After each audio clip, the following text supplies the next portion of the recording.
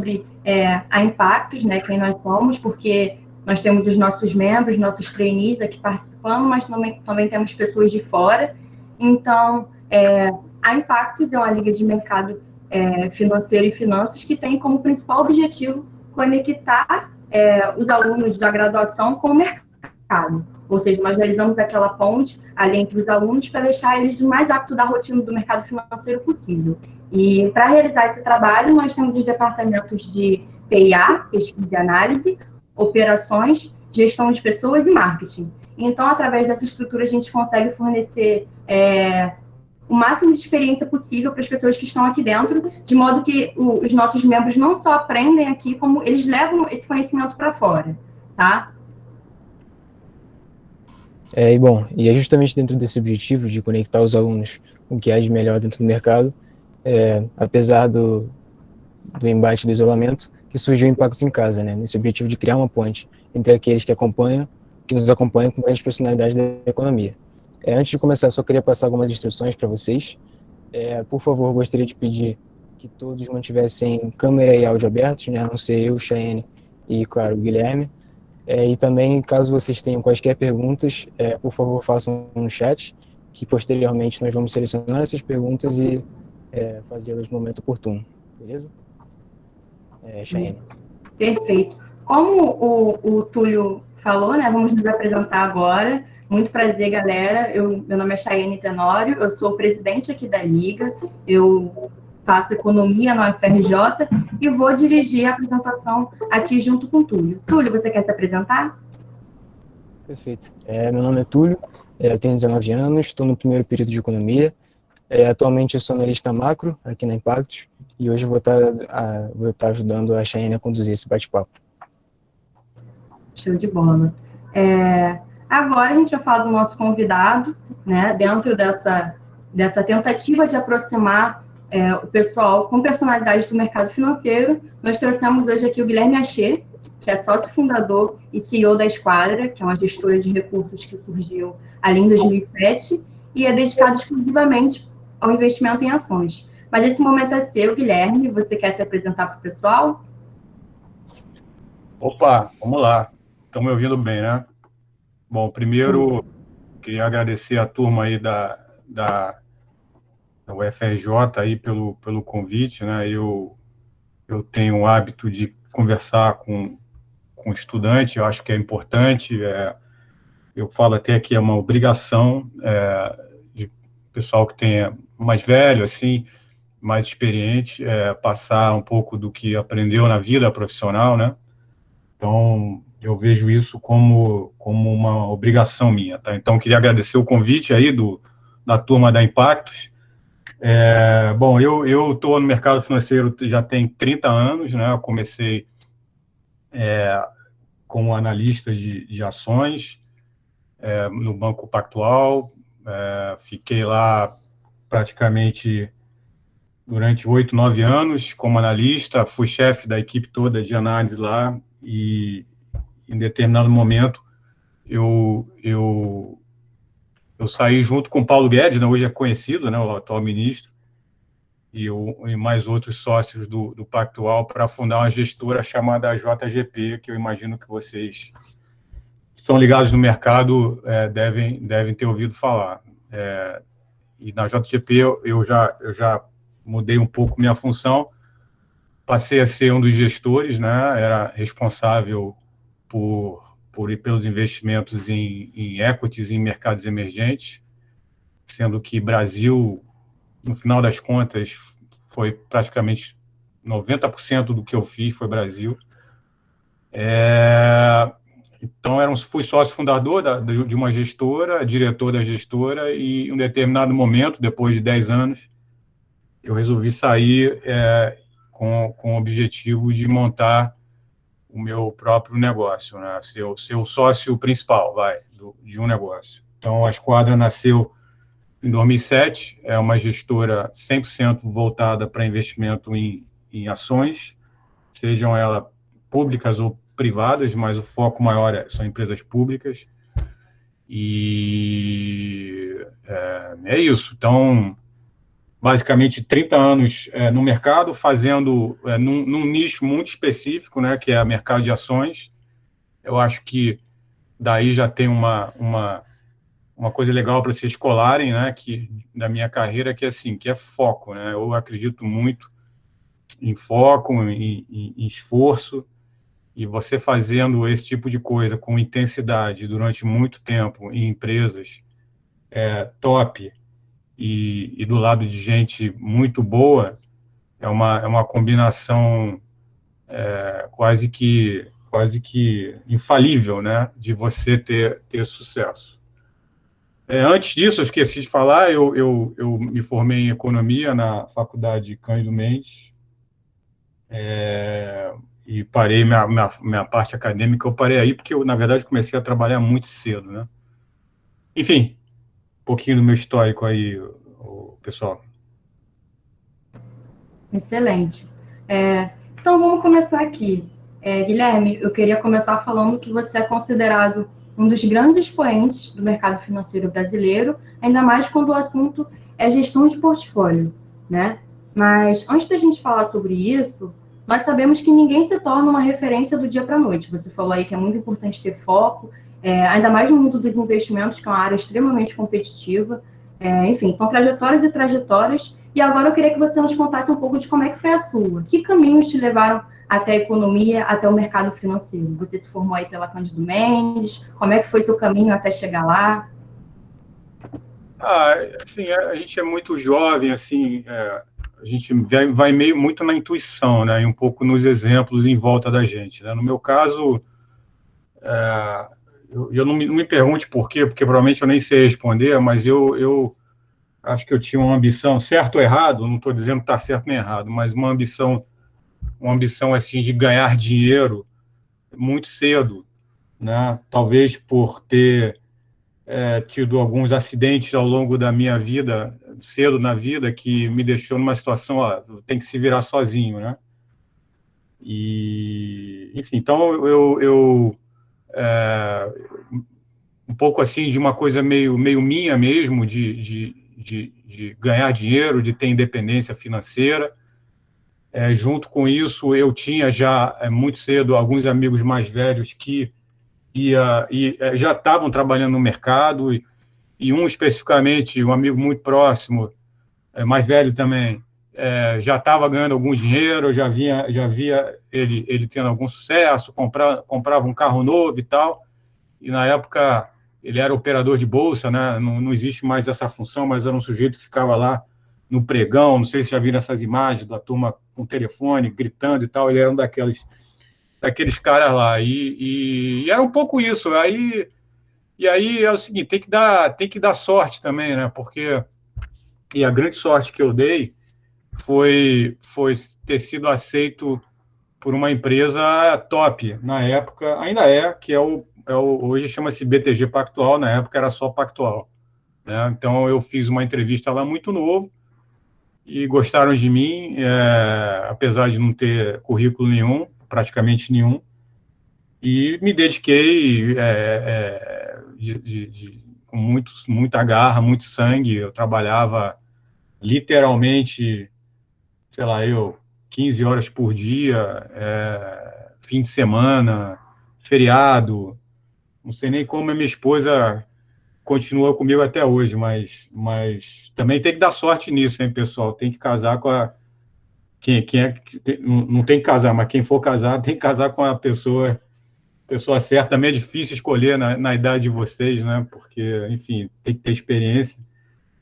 Mas, enfim, acho que foi isso, assim, eu dei muita sorte de ter praticamente começado minha carreira numa empresa AAA, e, de novo, isso aí é fundamental, né? Vocês, quando forem buscar estágio, forem buscar emprego, eu recomendaria muito, antes de qualquer coisa, antes do salário, antes da proximidade de casa, assim, trabalhem em lugares que sejam top, porque é isso que vai fazer você aprender, é isso que vai tirar você da zona de conforto, vai, obviamente, ter um custo, né, que no meu caso foi trabalhar 15 horas por dia, mas, enfim, cada um tem um perfil, mas acho que É isso. Então, assim, acho que foi uma coisa meio intuitiva, meio de necessidade, né, de precisar ganhar dinheiro, né, para poder sustentar em casa, e sorte também, né? Então, e ter um círculo em volta de pessoas que estavam no mercado, alguns começando, outros um pouquinho mais velhos, e que eu olhava como sendo uma referência, e é isso, foi mais ou menos isso, tá? Excelente. Você começou muito novo, né? E, enfim, já acompanhei outras entrevistas, acredito que o pessoal conheça também, que você sempre teve ali a mentalidade caminhando para o mundo dos negócios, sempre querendo estar nessa área. E acredito que o próprio fato do mercado financeiro, como você falou, passar essa imagem para a gente de que, enfim, aquela loucura, o pessoal no telefone, nos escritórios, fazendo ligação, é uma coisa culturalmente já está enraizada, o pessoal olha com um olhar diferente, mas não significa também que vai ser fácil, né? Você falou, né, que tinha uma rotina de uma carga horária de trabalho muito alta.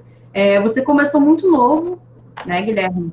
E eu sou acadêmica de economia, como eu havia falado, e também tem algumas pessoas que estão nos acompanhando aqui que estudam esse curso, e eu sei que tem um forte gap entre o prático e o teórico, né? Isso é normal em todas as graduações, tá? Mas eu acredito que em economia essas lacunas são ainda maiores para quem deseja entrar no mercado financeiro, ou seja, não tem muito conhecimento dentro do curso de como fazer, da rotina. Você enfrentou problemas em relação a isso? O que foi mais difícil para você durante essa sua fase de inicialização no mercado? Olha só, vamos lá, várias coisas aqui, né? Mas, assim, eu acho que o curso de graduação, ele... Acho assim, primeiro, você tem que ter a mentalidade de lifelong learning, né? Você vai, acho que independente da carreira, né? Se você quer estar na fronteira da tua profissão, você vai ter que praticar muito, vai ter que treinar muito. E geralmente o treinamento é intensivo em aprendizado, né? Então, lifelong learning, acho que vocês não esqueçam disso, né? No mercado financeiro, isso é detrimental para o sucesso, né? Eu esqueci que você perguntou, me confundi aqui. O que você perguntou? Vai, repete de novo aí. Dificuldade minha. Dificuldade minha. Assim, então vamos lá. O curso de graduação, e eu acho que não é só economia, não. Eu diria que, sem conhecer detalhe da grande maioria dos outros cursos, mas assim, o graduação é um start para qualquer carreira, né? Provavelmente eu chutaria que é menos de 10% do conhecimento que você precisa ter para ser fronteira na tua profissão, né? Então, por isso que depois que você se gradua, você vai ter que continuar estudando loucamente, lendo loucamente, né? No caso nosso, mercado financeiro, economia, assim, se eu virar para vocês e mostrar a pilha de coisa que eu tenho para ler ali, assim, não para. Eu ainda trabalho por aí, 12 horas por dia, cabeça sempre pensando, sempre acontecendo coisa nova, o que é fantástico, né? Que você nunca está na zona de conforto e de conhecimento. Então, eu acho assim, graduação, via de regra, assim, é o comecinho, é o comecinho da caminhada, tá? Do ponto de vista de o que você precisa ter de bagagem para ser um profissional de primeira linha. Então, a principal mensagem que eu acho que é legal vocês terem assim, é lifelong learning, para sempre, tem que estudar sempre, você não pode parar nunca. E a metáfora, o que eu gosto de pensar, e às vezes eu falo sobre ela, é meio assim, você é um esportista profissional de elite, né? Se você parar de treinar, em pouco tempo alguém vai passar à tua frente, tá certo? Então, se você é um profissional de elite no mercado financeiro, por exemplo, ou se você é um profissional de elite da medicina ou da engenharia, é o seguinte, não pode parar de treinar. Se parar de treinar, você vai sair da elite, tá? Então, não estou dizendo o que é certo e errado aí, cada um tem um perfil. É só assim, eu acho que é importante as pessoas terem as expectativas corretas. Se você hoje, você olha no espelho de manhã e pensa assim, ó, eu quero ser o melhor médico especialista em sei lá o quê, em cérebros do Brasil. Ah, é? Então é o seguinte, você vai ter que estudar a sua vida inteira. Não para. Vai ter que praticar intensamente na vida inteira. Porque se você quer estar na frente, essa é a condição. Porque, de novo, se você parar de correr, treinar os seus 100 metros rasos, rapidamente alguém vai te ultrapassar. Então, eu acho que é isso, assim. Então, a minha dificuldade no começo, assim, era essa, assim, a faculdade me proporcionou uma fração muito pequena sobre o que é necessário você conhecer para ser um profissional de elite, né? Então, é isso. Então, galera, tem que estudar muito, vocês estão começando e se o objetivo de vocês é estar lá no topo de cada uma da carreira que vocês querem seguir, eu não vejo outra alternativa senão muito esforço, muito estudo e uma doação muito grande para isso. Essa é a minha opinião. E eu acredito muito em esforço. Na verdade, eu acredito muito mais em esforço do que em talento. Tá? Para quem é tricolor aqui nesse grupo, você tem um jogador fantástico no Fluminense, que é o Paulo Henrique Ganso, que tem muito talento, mas não se esforça nada, ele não vale nada. Não é isso? Não sei se tem tricolor, aí vai ficar bravo comigo. Mas é o que é. Então, eu acredito muito mais em... Tá certíssimo, tá certíssimo. Estou correto? Então, é isso. O Cristiano Ronaldo, para mim, na minha opinião, é muito mais esforço do que talento. Tem os dois, mas é muito mais esforço. Eu acho que são bons exemplos que podem ser dados aqui para vocês pensarem, enfim, no dia a dia da vida profissional de vocês, tá?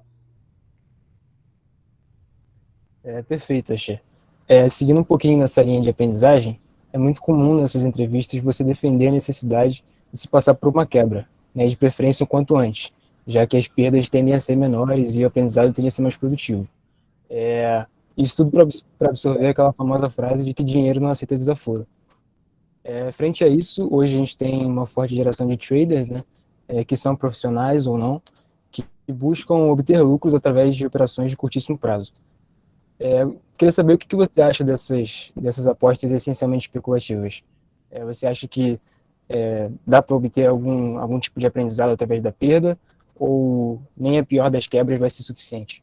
Não, você fazendo trading de curto prazo, você vai perder.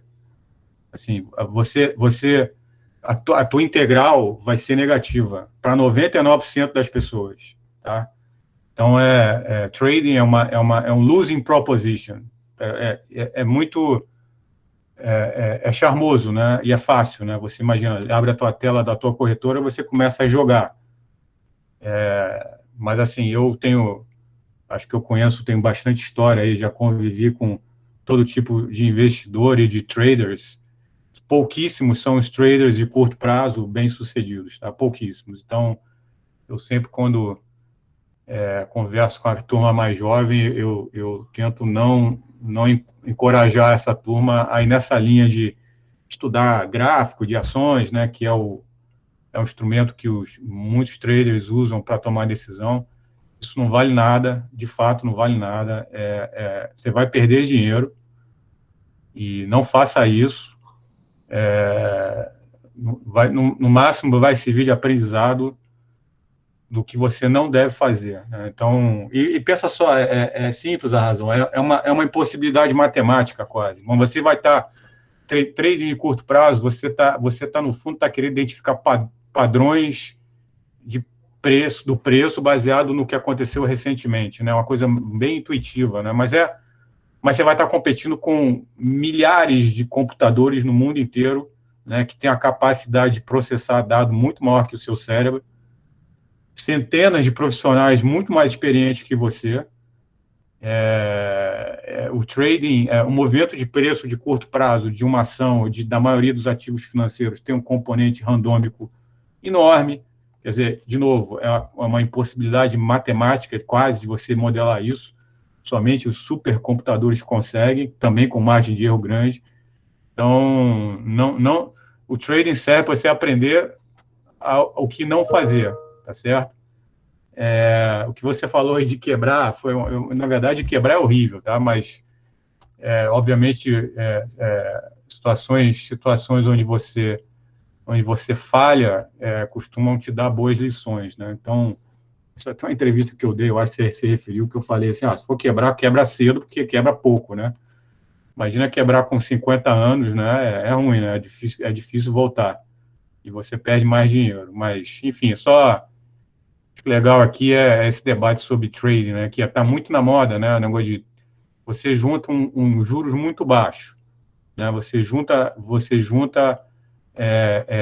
plataformas de mídia social, plataforma de corretora, junta isso tudo. Porque que acontece? Uma das coisas que faz uma pessoa investir em ações é o vizinho ganhar dinheiro.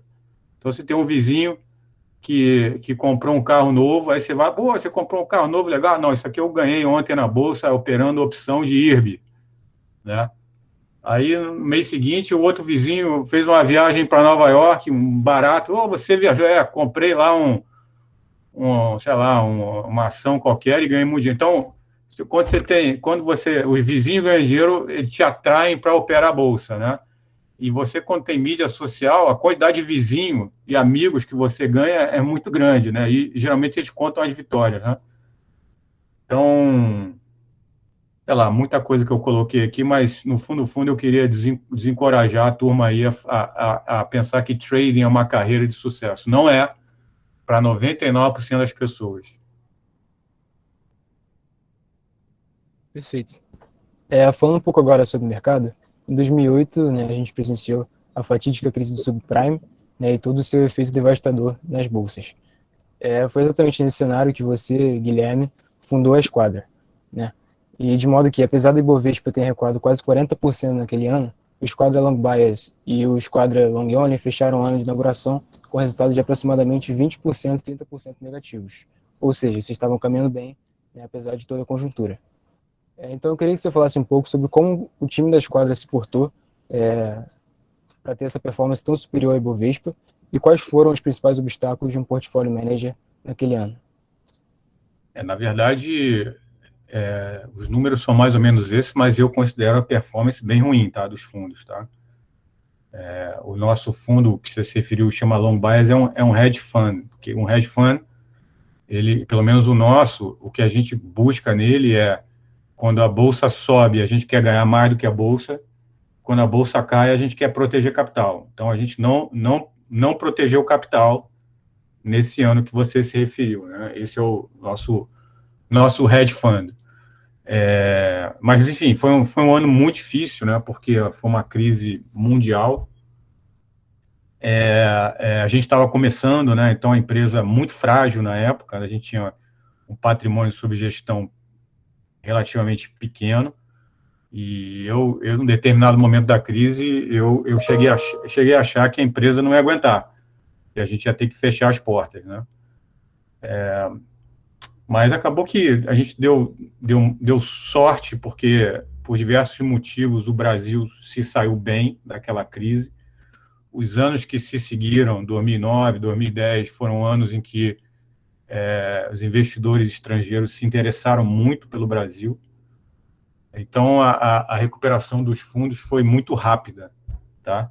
Mas, enfim, foi um período dramático, assim como esse ano foi, né? Você está falando aí em 40% de queda de bolsa. Esse ano a gente chegou a ter lá em abril números parecidos, né? Para a bolsa brasileira, bolsas mundiais, né? Que voltou muito rápido também.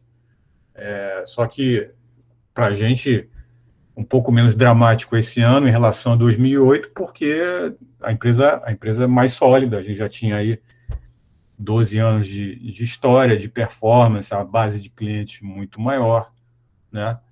Mas foi isso, assim, dramático, assim como foi esse ano, mas uma dose extra de dramaticidade pelo fato de a gente estar começando, né? Então, foi muito importante, foi um teste para a sociedade, né? Então, um lado legal é que a gente conseguiu provar que trouxe as pessoas certas, né, para compor o grupo, todo mundo bastante unido, trabalhando muito para poder sobreviver à crise, né?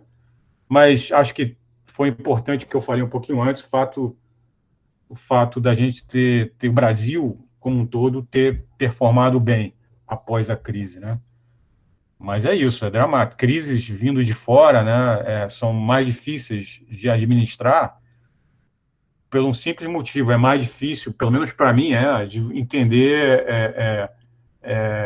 as consequências, né? No caso, lá atrás, era uma crise do sistema financeiro do primeiro mundo, né? Principalmente Estados Unidos e Europa, né?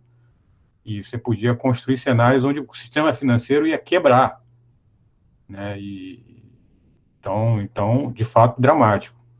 Esse ano, eu não sei, assim, qual foi o problema esse ano principal para a economia, né? Lá em março, abril, maio, a gente conseguiu construir cenários onde o Brasil ia quebrar, né? O Brasil ia quebrar porque as empresas iam quebrar, os bancos iam quebrar, ia ter corrida bancária porque as empresas iam quebrar, e o Brasil já estava endividado, não ia conseguir atravessar. Aí comecei a desenhar cenário de hiperinflação, né? Um cenário de inflação muito alta, um cenário de default de dívida. Então, assim, depois que as coisas mais ou menos se acomodam e a poeira baixa, parece que é fácil, né? Mas ali no meio da tempestade, você começa a criar uma curva de distribuição de retorno muito louca, né? De perda de patrimônio assim gigantesca, né? Você tem um cenário de fato, um cenário de hiperinflação no país, que assim o Brasil vai quebrar e a única maneira de sobreviver é hiperinflacionar. Enfim, seus ativos perdem valor assim de forma brutal, né? Então você começa a desenhar essa curva de retorno essa probabilidade todas, assim, é super duro, entendeu? Mas é isso, foi mais ou menos isso que aconteceu. Excelente. Justamente a próxima pergunta seria correlacionando, né, esses dois momentos. Perfeito, monetização. A Cheyenne caiu, mas já ela está de volta. Pegando o gancho, né, da correlação entre esses dois momentos, você acha que essa história da Esquadra, por já ter vivenciado uma crise, principalmente no seu ano de inauguração, isso pode ter servido como uma espécie de casca para vocês lidarem com a crise desse ano, do coronavírus? Eu diria que não só essas, né? Então, por exemplo, na década de 90, quando eu comecei na Bolsa, logo depois, se vocês vão estudar a economia brasileira, vocês vão provavelmente estudar o Plano Collor, 1990. Provavelmente vocês vão estudar isso. Deveriam, pelo menos. E o Plano Collor, ele teve um impacto muito grande nos mercados financeiros, né? No caso da Bolsa Brasileira, chegou a estar caindo, sei lá, 60%, 70% naquele ano. Então, o meu batismo foi por aí, a Bolsa caindo 70%. E a década de 90 foi super dura para o Brasil. Foi uma década boa, mas assim, com muita volatilidade, né? Então, teve diversas crises, a crise do México em 94, a crise da Ásia em 97, a crise russa de 98, a crise brasileira de 99, e 2000, a crise da bolha do Nasdaq. Então, você vê que é uma atrás da outra, né? Então, você vai construindo a sua casca por aí, né? A sua vida inteira é por isso que a vida assim não é fácil, né? Você tem que, de fato, ter persevere, né? Perseverança, né? Porque os desafios do dia a dia são intensos. Mas, sim, a crise de 2008 foi mais uma das mais difíceis, com certeza. E desse ano foi super difícil, então ajudou, mas sempre a crise é um problema. Eu estou te falando que lá no meio do trimestre eu comecei a desenhar um cenário onde o Brasil ia quebrar, ia ter hiperinflação. Dramático, né? Super dramático. Banco ia quebrar, corrida bancária, não sei se vocês já estudaram o que é uma corrida bancária, mas sistema financeiro entra em colapso, né? Eu comecei a desenhar um cenário desse para o Brasil. Enfim, então assim, aprende, cria casca, mas pô, o desafio é por isso que tem que estar sempre estudando, né? Sempre entendendo. E aí uma coisa importante uma parte importante das pessoas no final, elas não têm um algoritmo correto do investidor, né? O que é o algoritmo correto, né? Tem várias coisas, mas uma delas é ter o equilíbrio emocional, que resume o seguinte: todo dia de manhã você acorda, você olha no espelho, Se você estiver indo numa fase boa, olhar no espelho, e você tem que olhar e falar assim, eu não sou tão bom assim, né, todo dia de manhã. E serve também nas fases ruins. Você tem que acordar desanimado, olhar no espelho e falar, pô, eu não sou tão ruim assim. Né? Então, o equilíbrio emocional é super importante para ser bem-sucedido em qualquer coisa, obviamente, mas em ambientes de negócios com volatilidade como o nosso, é detrimental para o sucesso. Né? E muita gente... Porque você pensar o seguinte, a maioria das pessoas, é engraçado isso, elas aumenta a vontade delas comprar ação quando o preço está subindo. Quer dizer, então, é quase assim, o preço do meu celular está aumentando e eu quero comprar mais celular. É o contrário, né? Está caindo o preço, você aumenta a sua vontade de comprar. Mas a ação não. Quanto mais a ação sobe, mais as pessoas querem comprar. Quer dizer, quanto mais caro fica a empresa, mais as pessoas querem comprar. E vice-versa, né? Quanto as ações caindo, as pessoas não querem nem saber de comprar ações. Então está ficando barato, no dia seguinte mais barato ainda, 10 dias depois mais barato, e as pessoas continuam vendendo, apesar de estar ficando mais barato. Então, tem uma relação inversa entre preço e valor, né? Isso tem a ver com o emocional das pessoas, né? Então, super, não é fácil encontrar o algoritmo do investidor na cabeça das pessoas, né? Guilherme, eu só queria dar uma notificação aqui que a internet deu uma brecada, mas dilemas de home office já estou de volta. Eu queria aproveitar essa questão, esse ponto que o Túlio tocou com você, que de acordo com o que a Esquadro colocou na carta desse primeiro semestre, lá no começo do ano, frente à pandemia, vocês decidiram reduzir a exposição dos fundos a algumas companhias. Né? Isso com o intuito de reforçar o caixa, dar um tempo maior para vocês compreenderem e dimensionar a evolução da pandemia. Como você mesmo falou, é uma situação diferente, né, que tem que estar sempre estudando. Mas, além da questão de saúde, é importante considerar que hoje a gente está vivendo um cenário fiscal bem conturbado e nebuloso aqui no Brasil. Então, tendo isso em mente, qual seria o gatilho ou as condições necessárias para que o caixa dos fundos volte a ser alocado no mercado acionário? Vamos lá. Durante a pandemia, a gente de fato vendeu algumas ações, tá? E qual foi a decisão? Super difícil tomar na época, mas foi assim: vamos vender as empresas que a gente não consegue enxergar como que elas atravessam esse período de crise aguda, né? Então, por exemplo, e talvez o melhor exemplo, a gente tinha uma participação importante na Azul, a empresa aérea Azul, tá? E por razões óbvias, é um dos setores mais afetados, né? Porque, enfim, ninguém está viajando, pouca gente está viajando, né? E foi o que a gente olhou e falou assim, poxa, eu não sei o que vai acontecer com essa empresa, eu não consigo ver como vai estar a empresa daqui a 2 anos, eu não consigo garantir que ela sobrevive financeiramente. Então, esse tipo de investimento, a gente resolveu sair, apesar do preço ter caído muito. Foi errado, olhando after the facts, foi errado, foi a decisão errada, porque o preço que a gente vendeu, as ações da Azul já subiu provavelmente 200%, tá? Mas é a decisão que a gente tomou. Assim, a gente não quer ter no portfólio empresas que a gente tem dificuldade de enxergar se atravessam a crise. Então, a Azul foi uma delas e a outra foi a Via Varejo, né, que é a Casas Bahia, que varejo, ela tinha uma operação online na época pequena e o varejo vai fechar durante muito tempo as operações físicas. E, no caso, essa especificamente é a empresa que estava endividada e também a gente decidiu, vamos sair porque a gente não sabe se ela atravessa. As demais ações que a gente tinha no portfólio, a gente praticamente não mexeu, manteve, né? E essas duas que eu me referi, Via Varejo e a Azul, depois subiram bastante, tá? Então, foi decisão errada. Inclusive, na carta, eu tenho uma parte lá que eu escrevo que a melhor decisão era não ter feito nada, né? Mas ali no calor da batalha, enfim, decisões, geralmente quando você está muito emocionado, né, sob uma carga intensa de pressão, as decisões são mal feitas, né? Mas, enfim, eu acabei de responder o Túlio aqui e eu pratiquei exatamente o que eu preguei que não deve ser feito, né? Eu vendi as ações lá embaixo, né? Então, elas caíam e eu ia vendendo. Estavam ficando mais baratas e eu vendendo mais, tá certo?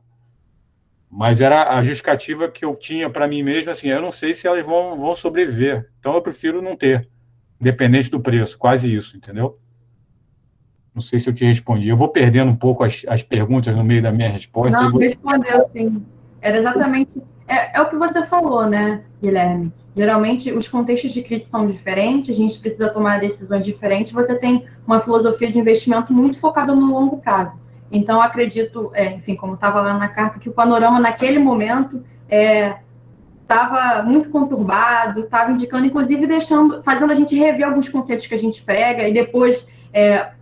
Pós-fato, né, você repensa de novo e analisa que geralmente não foi uma decisão tão boa assim, mas eu acredito que faça parte da rotina ali no Portfólio Manager. É isso aí.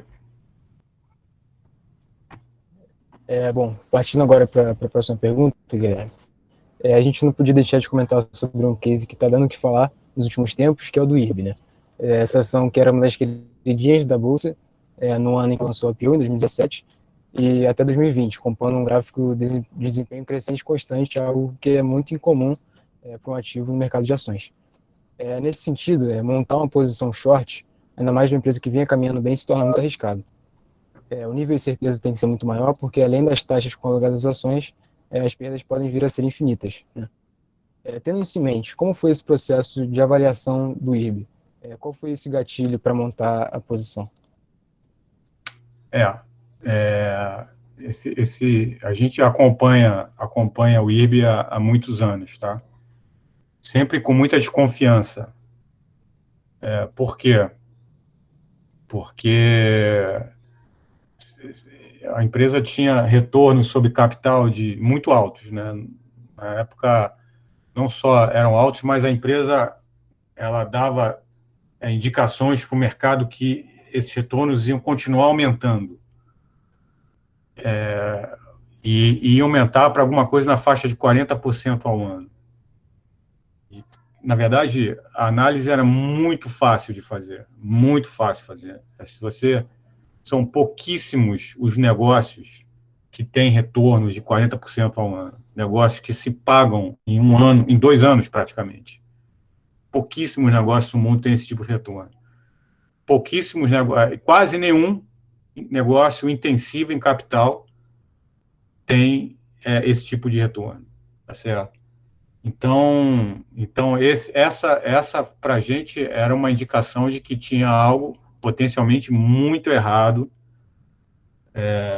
na empresa, tá? Então, e foi uma análise que partiu daí, de uma desconfiança grande de que ou a empresa estava reportando resultados que a gente chama de não recorrentes, ou tinha alguma coisa mais grave acontecendo ali, tá certo?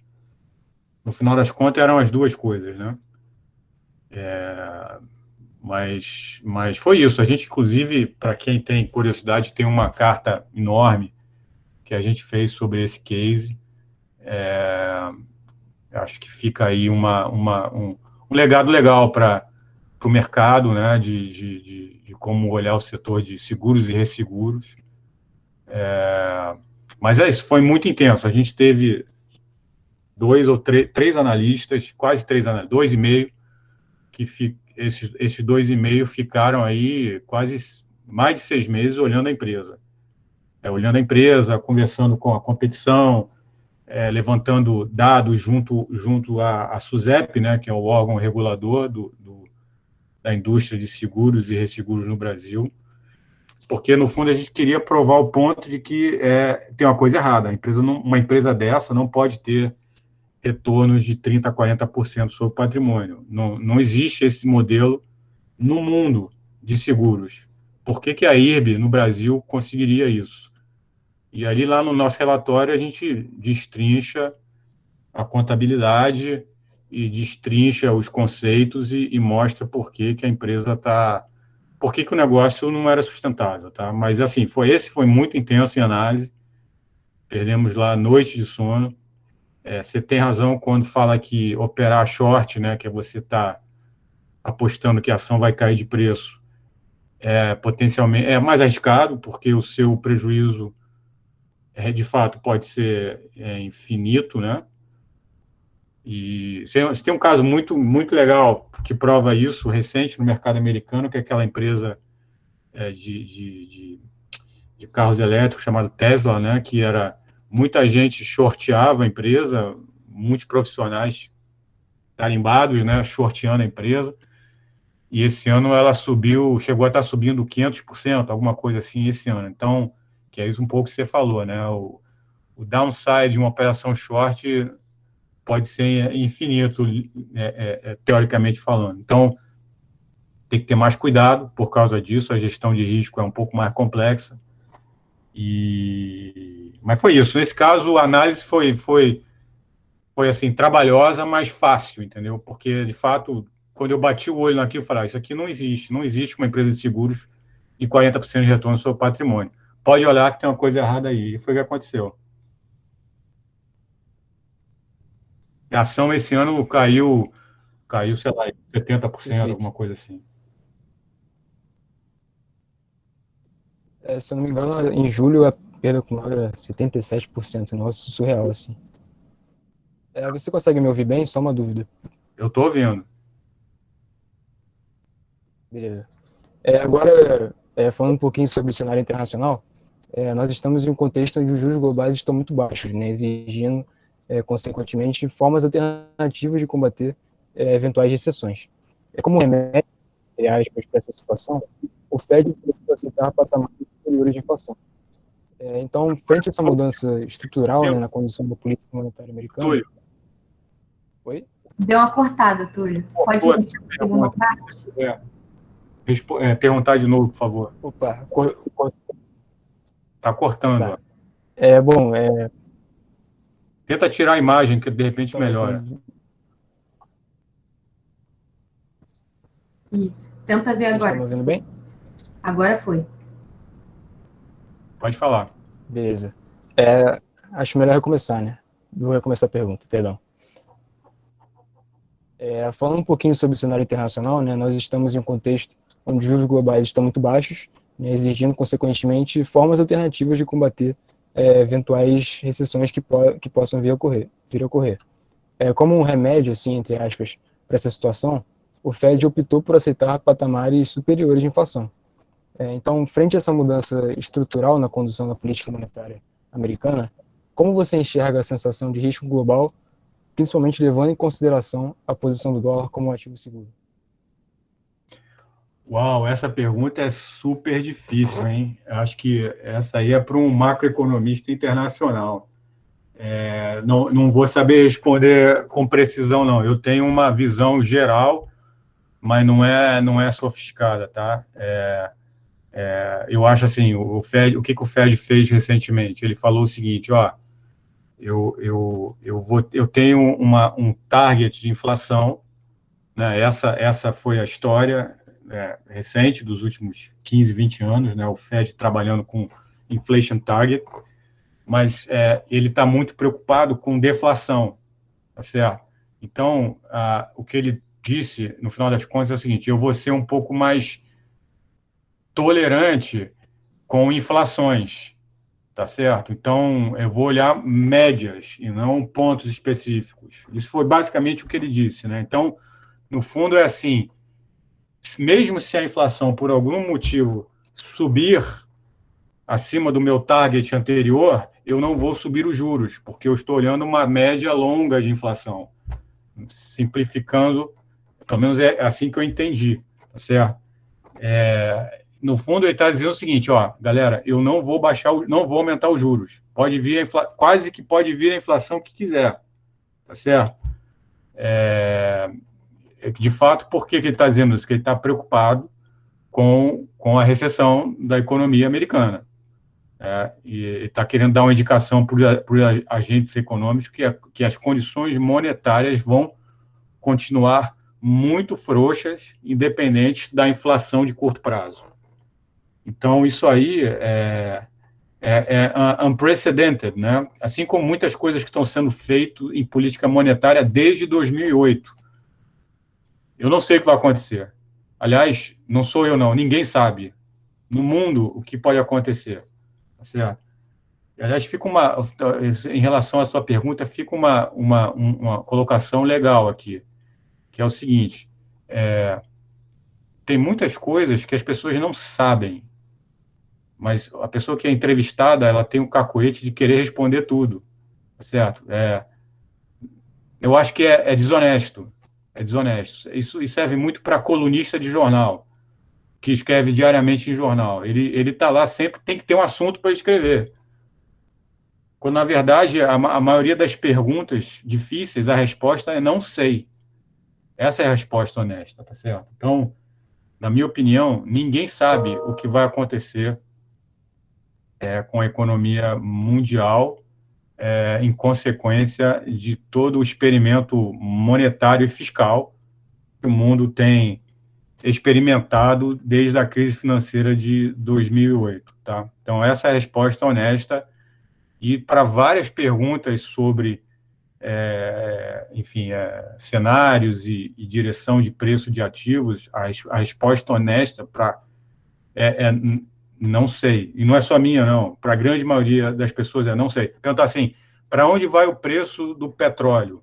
Sabe qual é a resposta honesta do especialista em petróleo? Não sei, porque ele não sabe. Mas só que ele vai ficar mal na foto, ele sendo especialista, né, não te passar um cenário, né? Mas, enfim, então, acho que a resposta à sua pergunta eu não sei, mas eu também, o conforto que eu tenho é que ninguém sabe também, tá certo? Show de bola, excelente.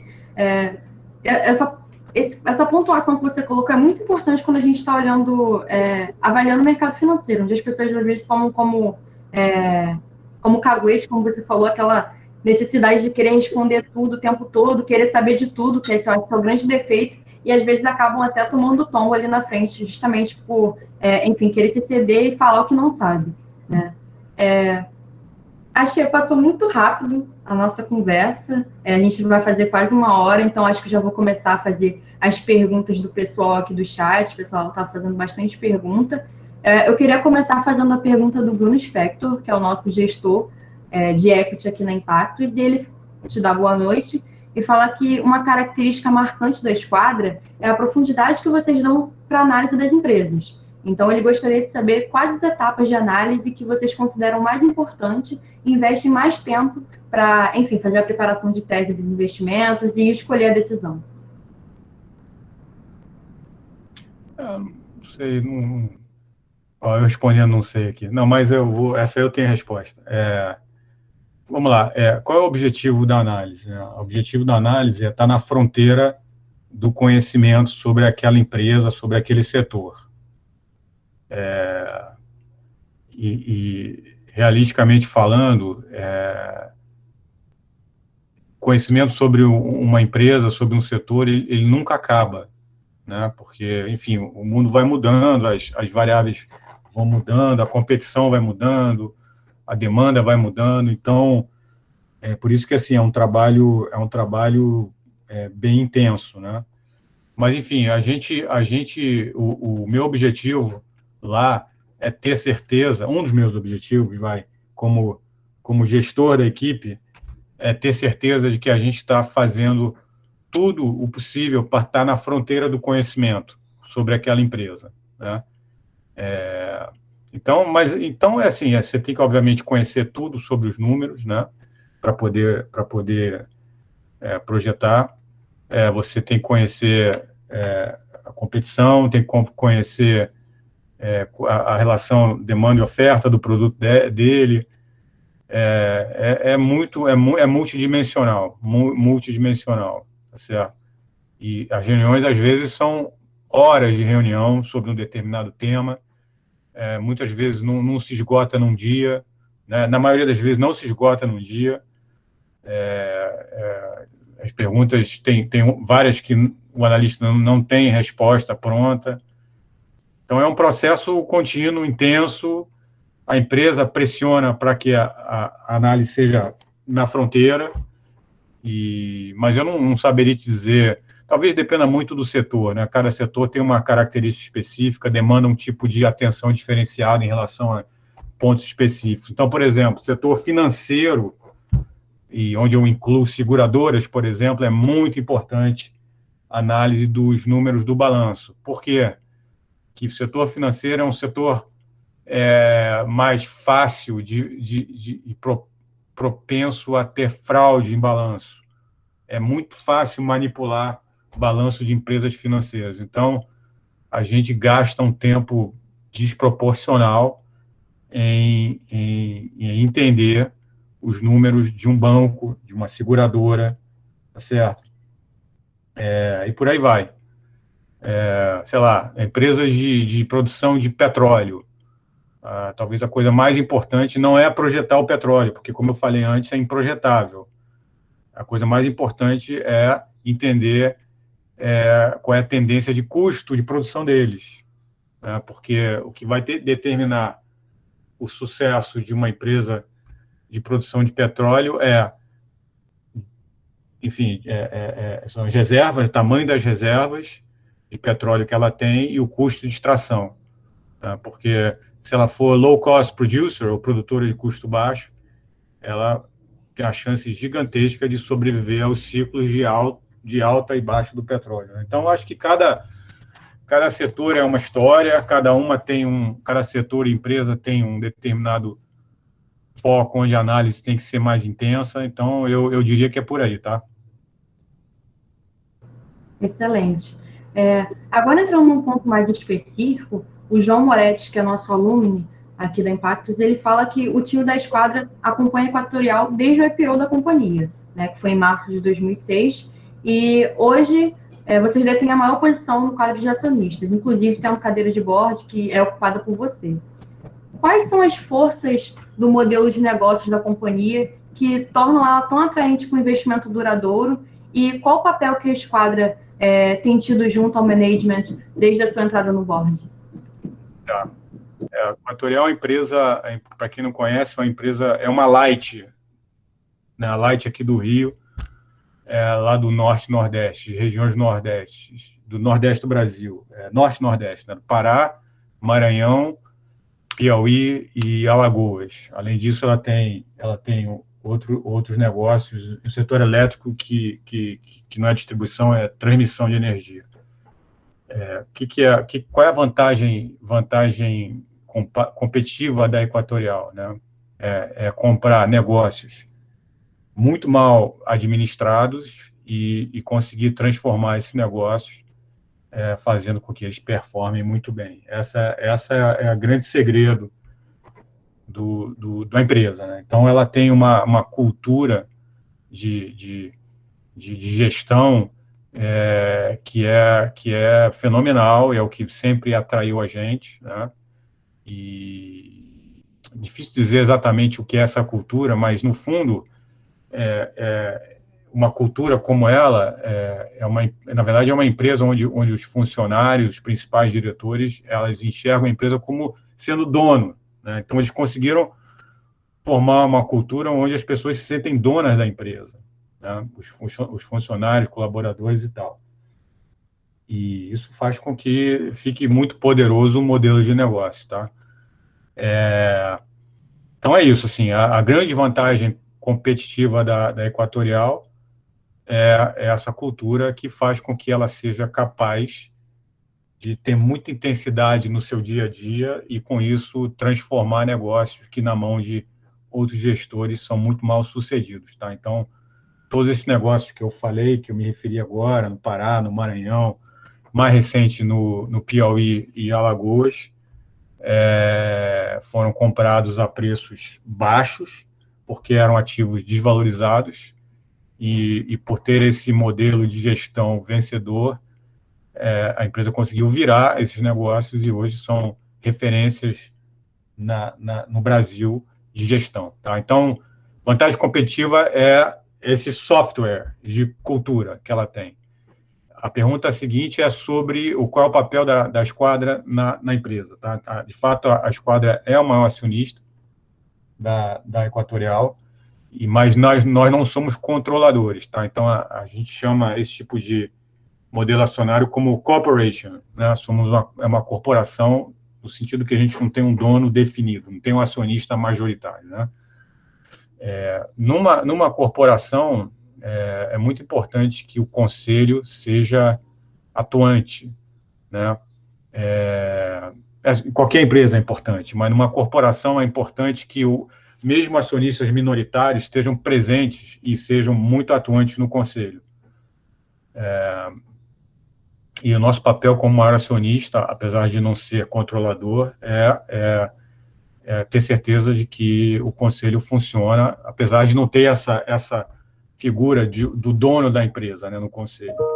E acho que a gente foi muito importante no processo recente de alocação de capital, recente eu digo dos últimos 5 anos, período no qual a empresa fez investimentos enormes no setor de transmissão de energia, e mais recentemente no setor, comprando 2 empresas estatais. Né? Essa semana passada, a empresa fez uma oferta por um ativo de saneamento básico no estado de Alagoas. Né? A gente não levou, era uma privatização, mas, enfim, é um novo setor que a empresa está querendo enfim, investir, e a gente acha que tem muita oportunidade, porque é um setor muito grande no Brasil, e é um setor muito ineficiente, até porque a grande maioria das empresas são estatais, e acho que tem muita sinergia no modelo de gestão de você tocar uma distribuidora de energia e também uma distribuidora de água. Né? Então, os clientes são os mesmos, né? Os problemas muitas vezes são os mesmos, né? que é roubo, que é fraude, e a empresa tem uma tecnologia de gestão aprendida ao longo das últimas quase 2 décadas de como combater esse tipo de problema. Enfim, é isso. Assim, a nossa função principal, estando no conselho, é como xerife mesmo, né? Porque nós somos o maior acionista, apesar de não ser controladores, e muito ativos no processo de alocação de capital. Perfeito, Guilherme. Agora uma pergunta do Júlio. Ele está perguntando aqui: Guilherme, pensando na magnitude que o assunto ESG está tomando, como você e sua equipe estão se adaptando, já que muitas empresas na Bolsa Brasileira ainda não possuem informações relevantes sobre o assunto? Até escrevi um pouco disso. Não escrevi, não. Eu falei numa entrevista que eu dei sobre ESG, né? Eu acho assim, o meu papel como investidor, o que acontece? 100% de valor de uma empresa está ligado ao futuro, 100%. Tá? Então, 100% do valor de uma empresa ou de qualquer ativo financeiro tem a ver com o fluxo de caixa que esse ativo vai gerar de hoje até o último dia de vida desse ativo, que uma empresa pode ser 100 anos. Né?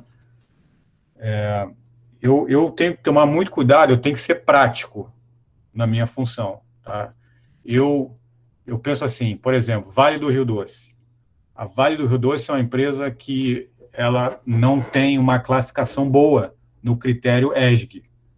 Por quê? Ela teve 2 acidentes ecológicos muito graves nos últimos anos, e muito em função desses 2 acidentes, ela caiu nesse critério, né? Ela foi downgraded no critério ESG. E aí a reação de muitos investidores é assim: então eu não vou investir em Vale do Rio Doce. Eu penso assim, sendo prático, vamos lá. O que importa é o fluxo de caixa dos ativos financeiros de hoje até o dia do juízo final da empresa, trazido a valor presente. E isso é que eu tenho que calcular. Eu, obviamente, tenho que levar em conta quais são os passivos que qualquer um desses ativos vai ter ao longo da vida relacionados a a problemas de meio ambiente, certo? Então, eu levo o ESG em consideração na hora que eu calculo o valor justo de um ativo. No caso específico de Vale, uma parte importante do mercado fala assim, eu não vou investir porque ela teve esse problema. Eu acho assim, quase, isso é um pouco de marketing, tá, Túlio? É mais marketing do que pragmatismo. Porque assim, você anda de carro, você anda de ônibus, você está na sua casa, tem aço nessa estrutura que está aí na tua casa. Esse aço veio provavelmente da Vale do Rio Doce, tá certo? Então não existe um mundo sem aço, sem minério de ferro, tá certo? E a Vale está fazendo um trabalho gigantesco de recuperar a imagem dela.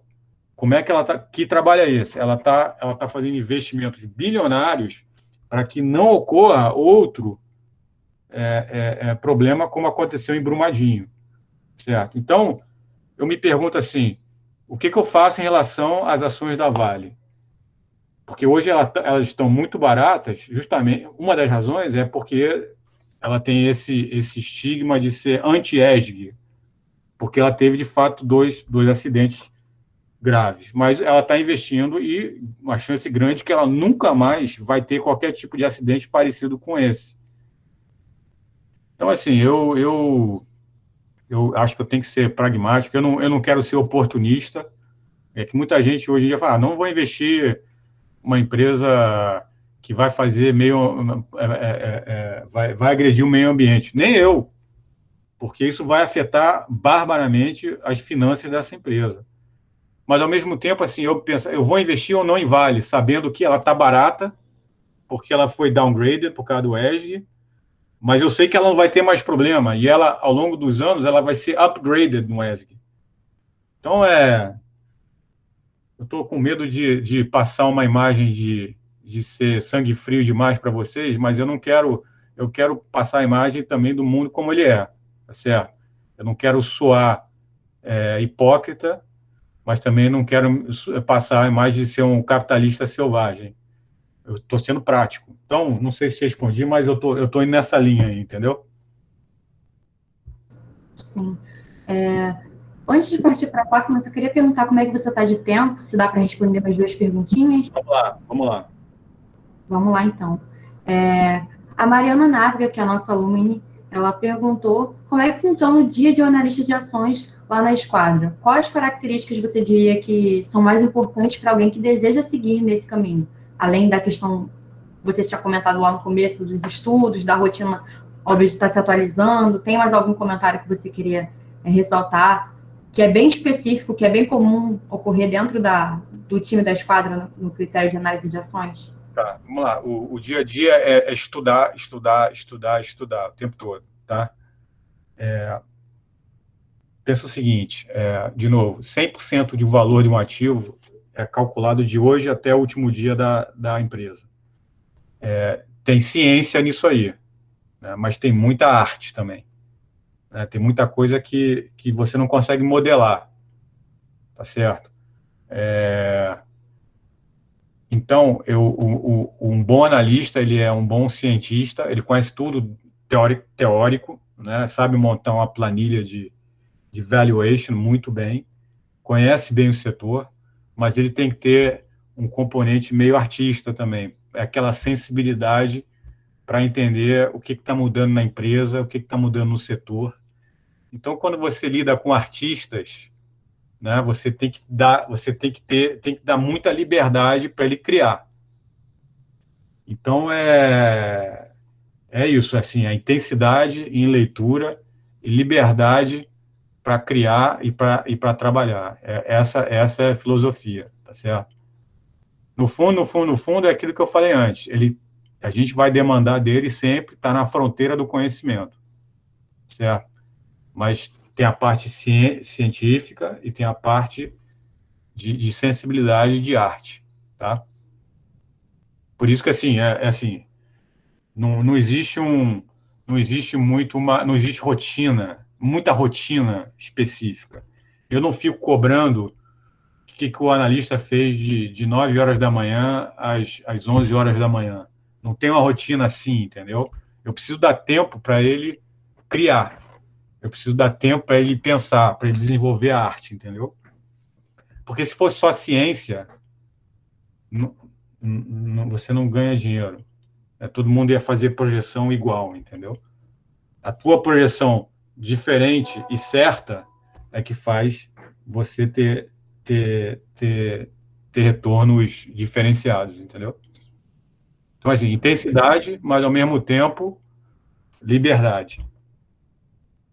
Ótimo ponto. É que o pessoal, acredito que essa tenha sido um ponto, porque, enfim, cada gestora tem seu modo diferente ali de trabalho, e algumas são mais intensas, não vão ter liberdade assim, outras já são um pouco mais flexíveis, então é sempre uma dúvida do pessoal. Agora, indo para a última pergunta, que A é do gente nosso é, a querido. gente é muito intenso, tá?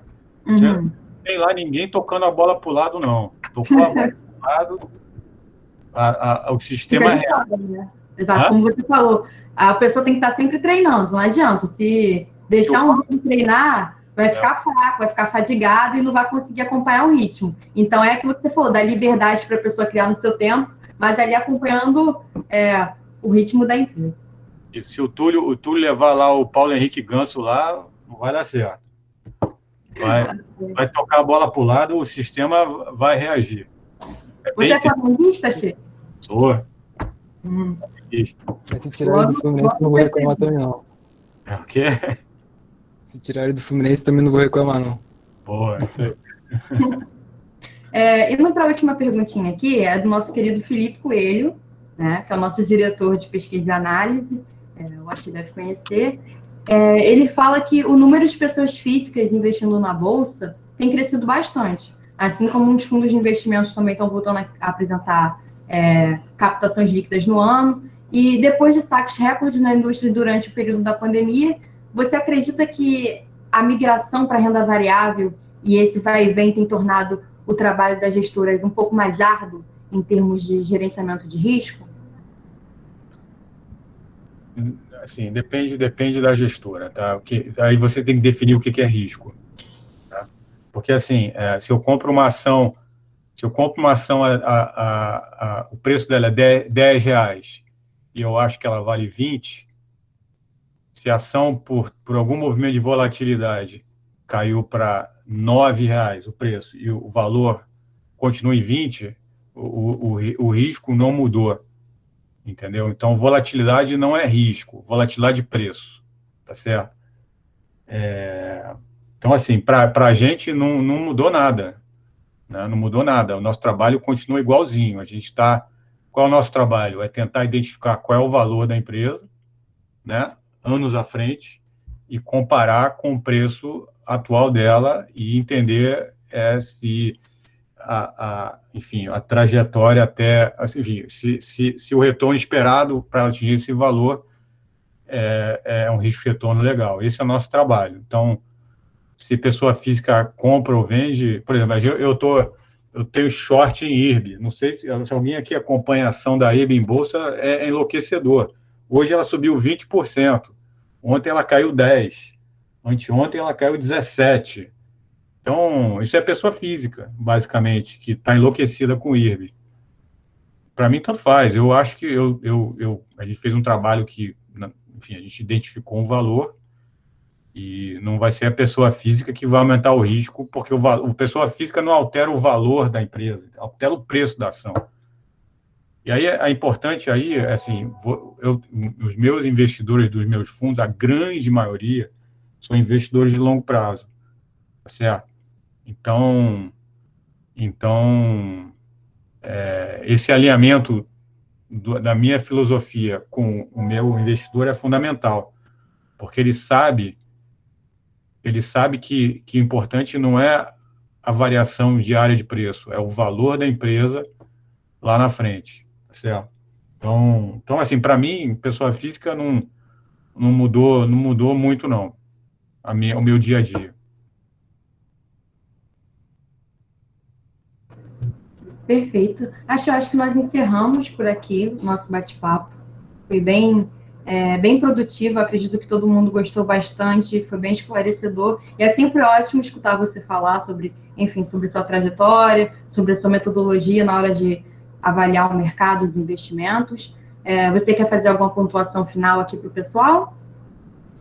Não, eu queria agradecer vocês todos aí pelo convite, é muito legal, como eu falei, participar, é uma honra aí estar com vocês, eu queria incentivar a turma aí a estudar muito, muito de verdade. Então, a gente está tendo um processo de seleção lá na esquadra. Provavelmente a gente deve ter entrado em contato com a UFRJ e a gente está contratando 3 pessoas e a gente teve 350 currículos, né? Então, a gente não consegue entrevistar 350 pessoas, então tem um filtro inicial que é o CR, tá certo? Então, você vê que desde o começo como é importante estudar, né? Já tem, se você quiser trabalhar numa empresa que acho que boa, né? Eu acho que nós somos uma boa empresa, o setor, você tem que estar na frente da média, né? Então, assim, eu acho que, assim, legal, obrigado, estudem bastante, espero que eu tenha dado um pouco de inspiração para a turma sair daqui com mais vontade ainda de estudar duro. Eu acho outra coisa legal, e não é a única maneira de você ter sucesso, mas, assim, eu acho importante ter um foco. Se você quer ser, de fato, fronteira na área onde você atua, você provavelmente vai ter que ter um foco, vai ter que ser uma pessoa muito focada, vai ter que trabalhar intensamente durante muitos anos naquele negócio, naquele setor. Então, acho que esse foi a minha experiência, eu acho que meio óbvio, né, mas acho que é legal reforçar isso. Mas é isso, assim, estudar, buscar fazer, obviamente, uma coisa que você goste, porque ninguém aguenta trabalhar 14 horas por dia numa coisa que não goste. Eu acho que é maluquice, né?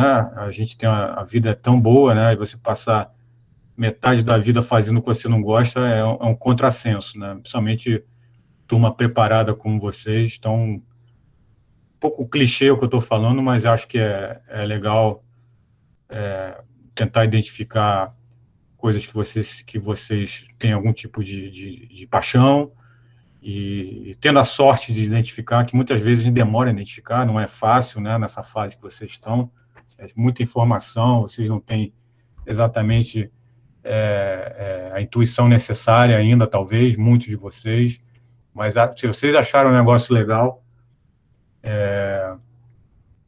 e aí, se combinar isso com empresa de altíssima qualidade, e aí intensidade, foco, para mim essa é a receita, pelo menos que eu acho mais óbvia de sucesso, tá? Então, boa sorte a todos, estudem e vamos embora. Obrigada, Xê. Eu também queria agradecer você pela disponibilidade. Foi uma honra esse bate-papo bem produtivo. O pessoal está mandando vários feedbacks aqui agradecendo. Enfim, obrigada. Eu espero que esse contato entre a gente possa se repetir em outro momento, essa conversa bacana. E é isso. Túlio, quer falar alguma coisa também? Não, faço das suas palavras as minhas, assim, só agradecer realmente, foi muito enriquecedor esse papo, e é isso. Agradecer aí, Axé, pela presença. Isso aí, galera. Um abraço. Valeu. Forte abraço. Tchau, tchau.